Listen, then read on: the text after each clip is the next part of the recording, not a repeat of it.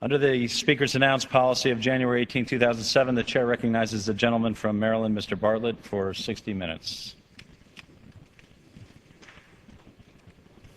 Ask unanimous consent to revise and extend. Without objection.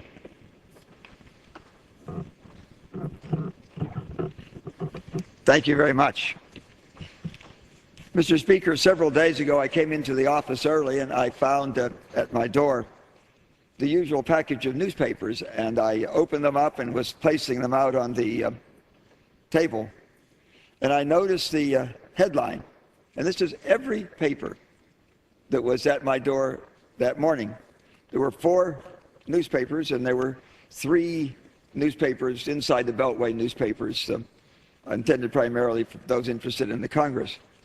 And I just want to go through the headlines that were in every one of these papers. Here is the Baltimore Sun, and they had 2 headlines above the fold, both relating to energy. Demand eats supply, and energy bill aid payouts on rise.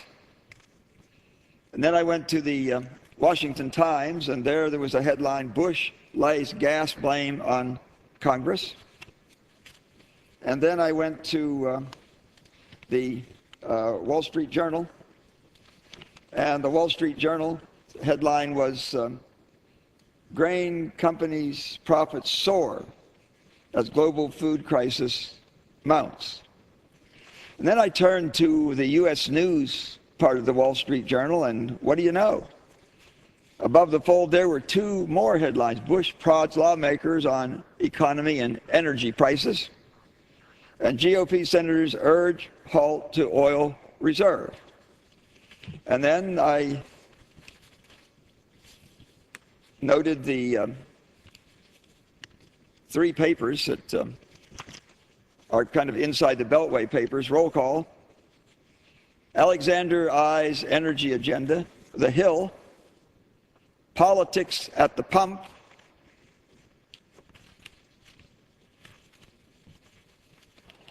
And every one of these, the Politico had gas prices, fuel effort to jam the GOP. So every one of these 7 papers that were on my doorstep that morning had headlines talking about energy. And I noted just a few days before that there was a New York Times op-ed piece by Thomas Friedman. And this is what he says about energy. Here's what's scary. Our problem is so much worse than you think. We have no energy strategy. If you're going to use tax policy to shape energy strategy, then you want to raise taxes on the things you want to discourage. Gasoline consumption and gas-guzzling cars. And you want to lower taxes on the things you want to encourage, new renewable energy technologies. We're doing just the opposite, he says. The gas holiday proposal is a perfect example of what energy expert Peter Schwartz of Global Business Network describes as the true American energy policy today. And I quote, maximize demand, minimize supply, and buy the rest from the people who hate us most. This is not an energy policy. This is money laundering, he says. We borrow money from China and ship it to Saudi Arabia and take a little cut for ourselves as it goes through our gas tanks. No, no, no. We'll just get the money by taxing big oil. Even if you could do that, what a terrible way to spend precious tax dollars, he says. For almost a year now, Congress has been bickering over whether and how to renew the investment tax credit to stimulate investment in solar energy and the production of tax credit to encourage investment in wind energy. And a little later, I will go over this bill that has already passed the Senate, and we've introduced it in the House now. The Democrats wanted the wind and solar credits to be paid for by taking away tax credits from the oil industry. President Bush said he would veto that. Neither side. Stalemate, he says. I first came to this floor to talk about this subject more than 3 years ago. It was, I believe, the 14th day of March in 2005.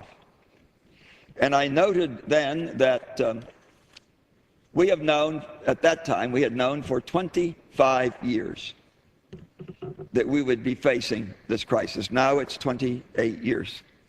We have known for 28 years that we would be facing this crisis.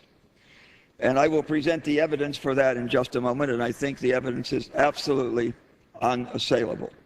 Anybody who looked at the evidence would have to conclude that there was a reasonable, indeed, probably a high probability that we would be here today with oil at over $100 a barrel.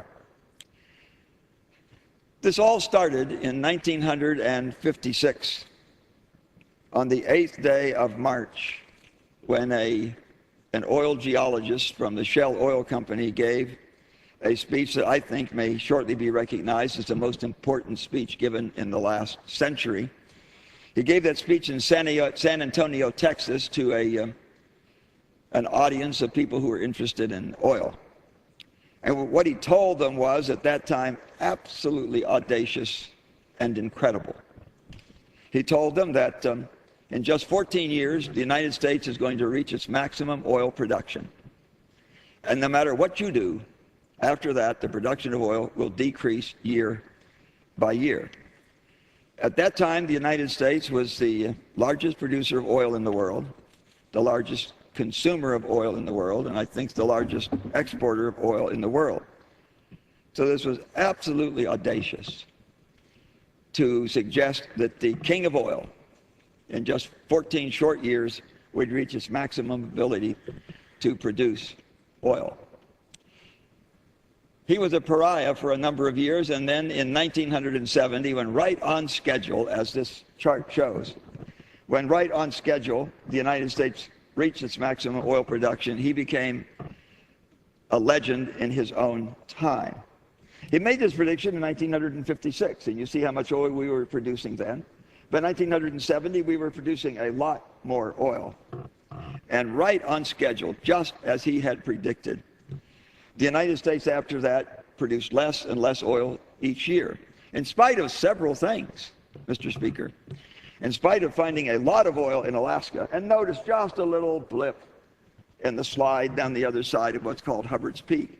As a result of this enormous find in Alaska, I've been to Prudhoe Bay, a 4-foot pipeline through which for a number of years a full 25% of all of our domestic production flowed. And then the big find some years later in the Gulf of Mexico. I remember the hype over that find, and you see the yellow there, just the blip in the slide down the other side of Hubbard's Peak.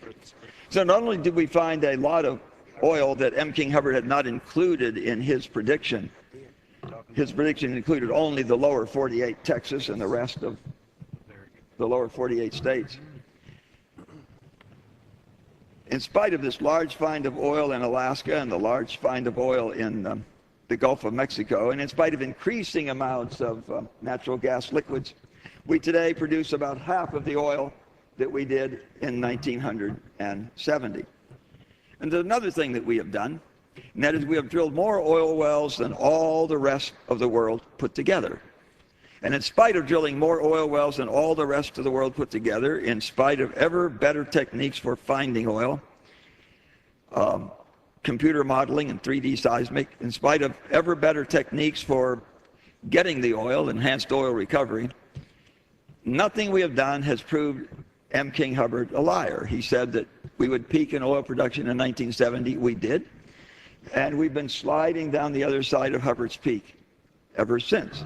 Now, in 1979, he predicted using these same analytical techniques, which aren't all that hard to understand. He noted that in an individual oil field, that the production of the field increased and increased and increased until it reached a maximum, which was when about half the oil was exhausted.